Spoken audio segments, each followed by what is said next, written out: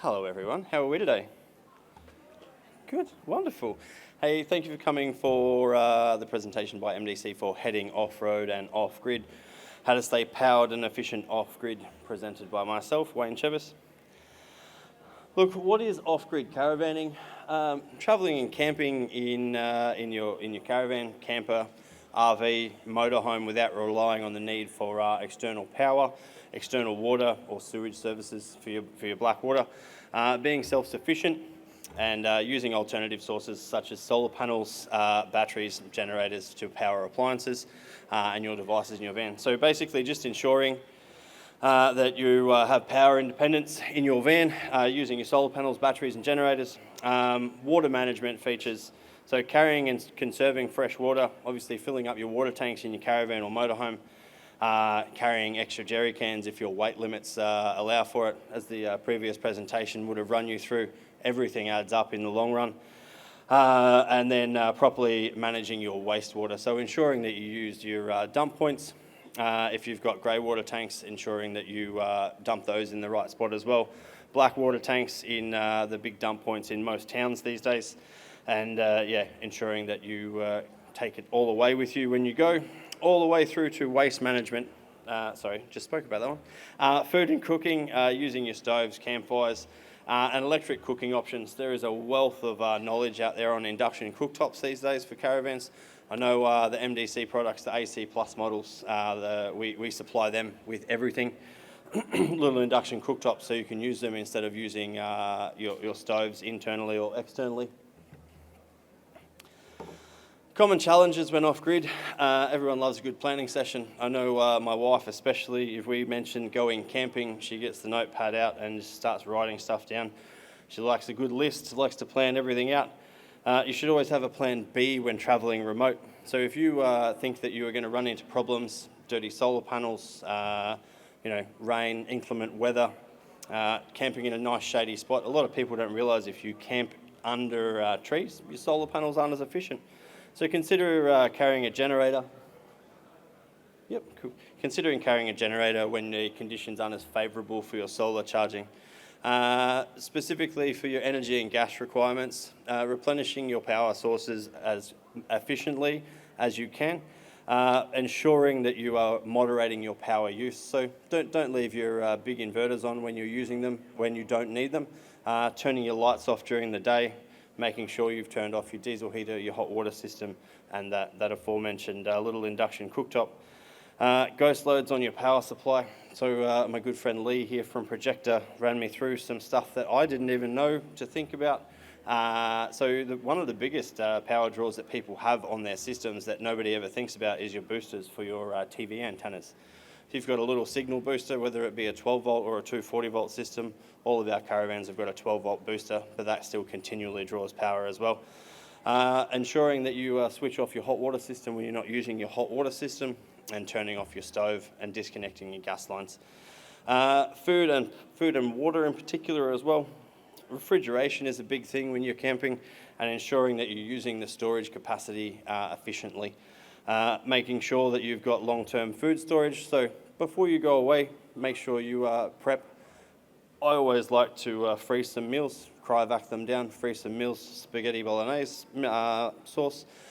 Lasagnas, I do like a little lasagna when I'm camping, and making up curries and stuff before you go away.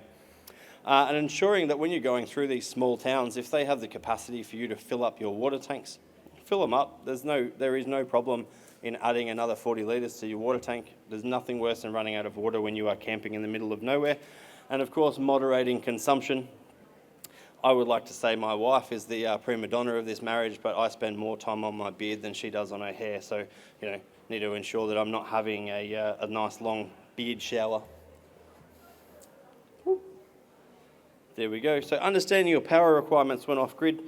Your off-grid system is a finite source, and it is an infinite source if you manage your power requirements correctly. So you've got to think about things like what is your consumption per hour per day of each appliance. When powered by the inverter, you face an efficiency tax of around 10% on top of the base current draw.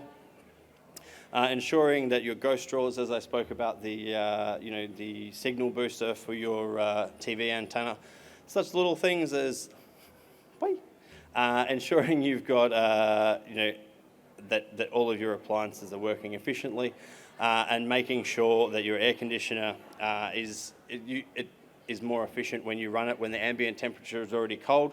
Much the same as your air conditioner in your house, it's always going to run more efficiently when the room isn't hot and when your caravan isn't hot as well.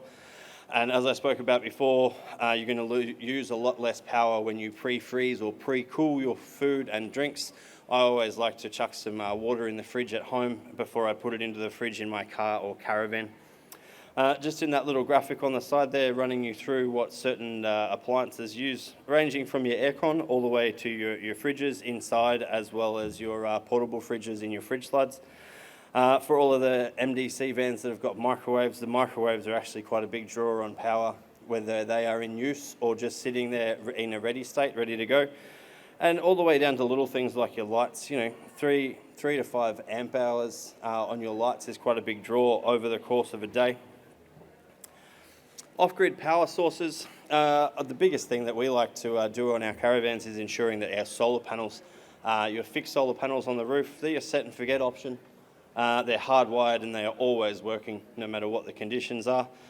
Lee ran me through, so in really good conditions you generally get about 5 to 6 hours of genuine charge time during the day where your solar panels will be working most efficiently.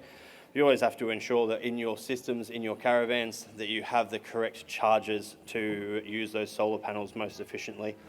Portable solar panels, they're good because you can chase the sun. You camp in a nice shady spot.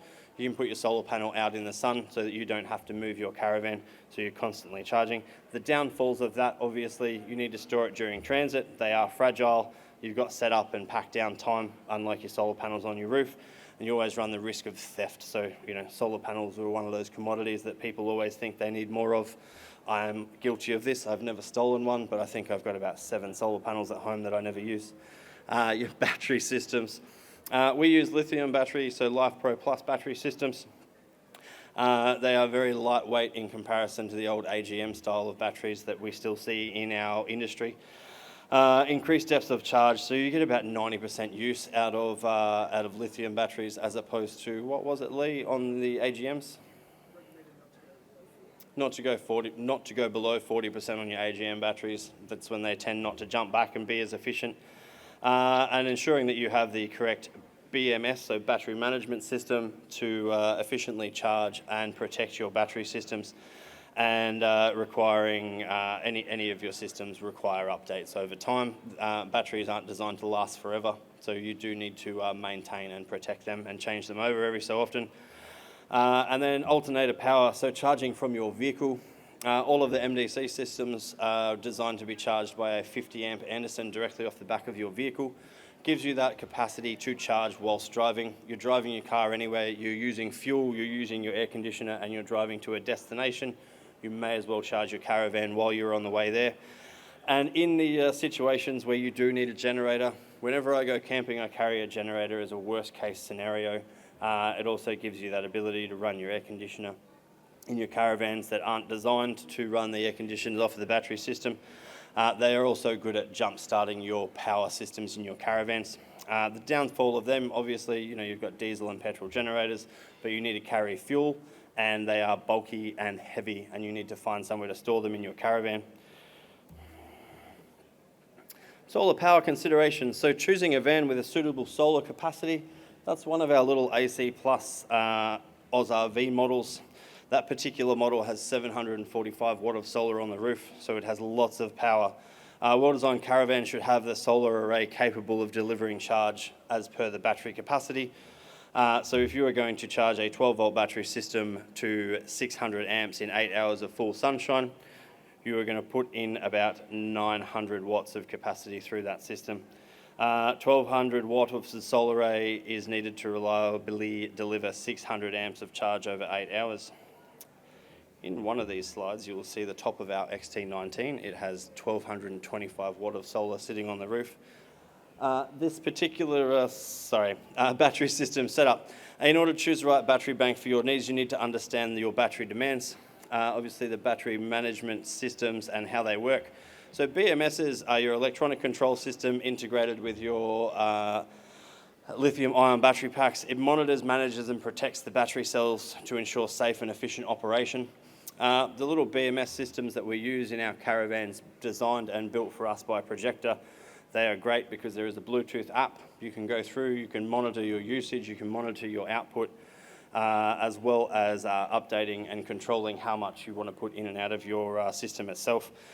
They also monitor things such as your voltage regulation, changes in current, so surges in the power supply, and your temperature monitoring. Proper battery management and safety tips. So using a current and certified charger for Life Pro Plus or lithium, what's that one? Lithium-ion batteries, so polymer batteries as well, lithium polymer batteries, and try not to discharge below 10%. As I said, you can use 90% of your battery capacity in a lithium, but you're not meant to take it down below that 20 for long-term use. Store batteries partially charged. The battery systems in all of our caravans have got the solar to protect that battery so it doesn't discharge completely. It'll also prevent overcharging of the battery system as well. And don't leave your batteries on charge indefinitely. Power efficiencies and conservation tips for your caravans. So using energy efficient appliances, your LED lights, 12-volt fridges, reduced inverter use when possible. So your inverters in all of your caravans will draw a certain amount of power because they're sitting at a constant ready state. Reducing your phantom loads, so your appliances that are constantly on standby. So if you've got your inverter on, a lot of people don't realise that your microwave, that your washing machine, that your air conditioner will have a constant draw on the power system, which will reduce that battery usage over time. Optimise your inverter use, so pure versus modified sine wave.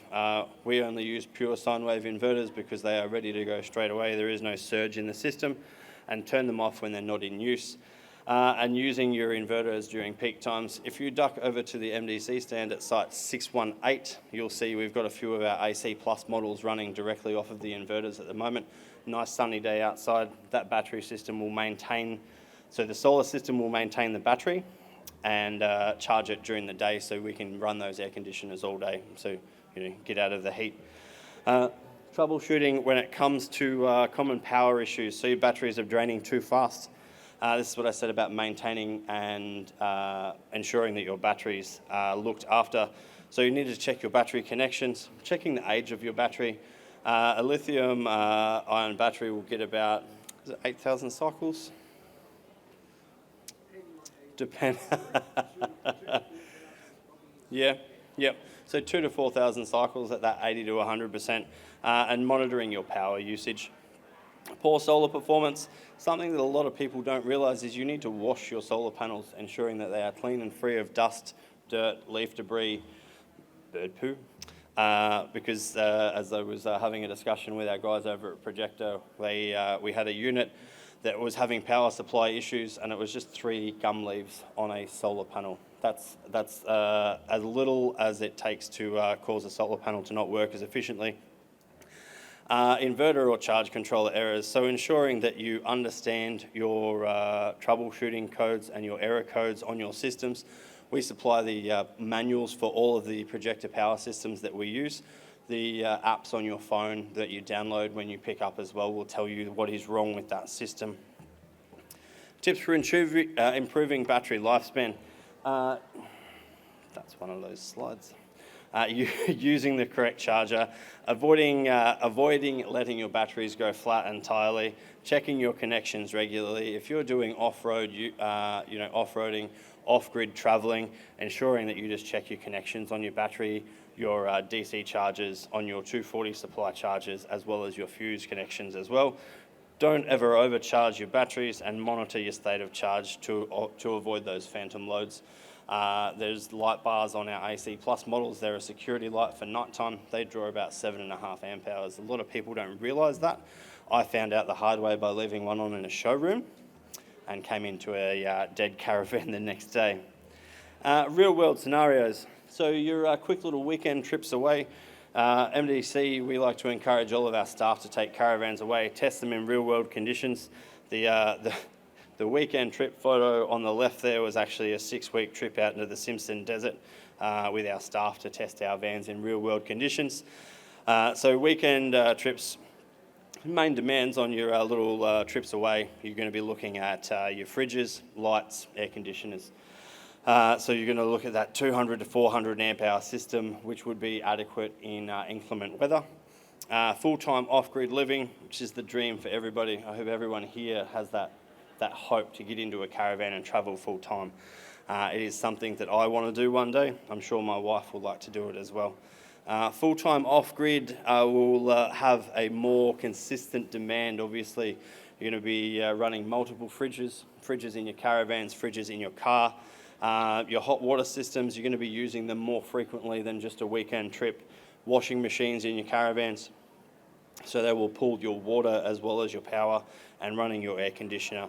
So that's where we like to build those systems with that 600 to 800 amp hours of capacity.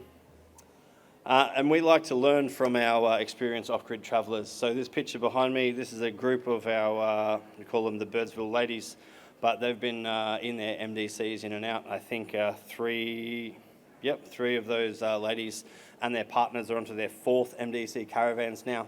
They're huge advocates for our system. And just we like to learn from them. So, keeping an eye on your state of charge via the apps, making sure your projector app is calibrated to your specific battery type, ensuring that it is also set to the correct amp hours on the system, and considering your power consumption when off-road. This is all stuff that we've taken away from our customers. Just your final tips and best practices when in off-grid power management. You can't control the weather, but you can control your preparedness. So ensuring that you carry that generator, have a spare gas bottle, making sure that you can jump start that system if it ever goes to sleep, optimizing your solar power wherever possible. So as much as we like to camp in a nice shady spot, sometimes camping out in the sun is better. Considering your daily power consumption and planning your needs during that day accordingly.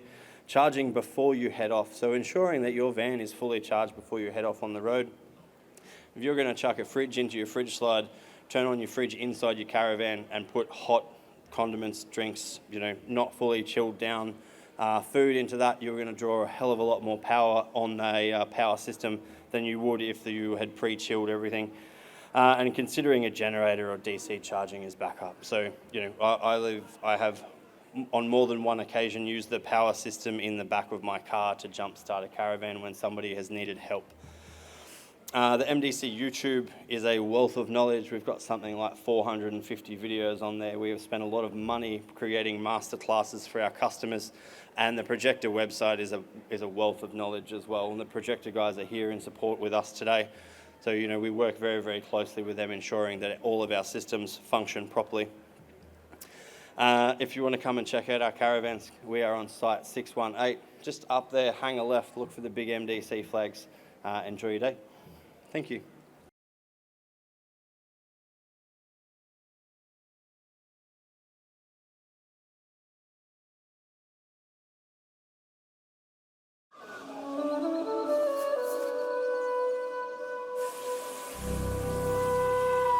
Oh, that's a big and.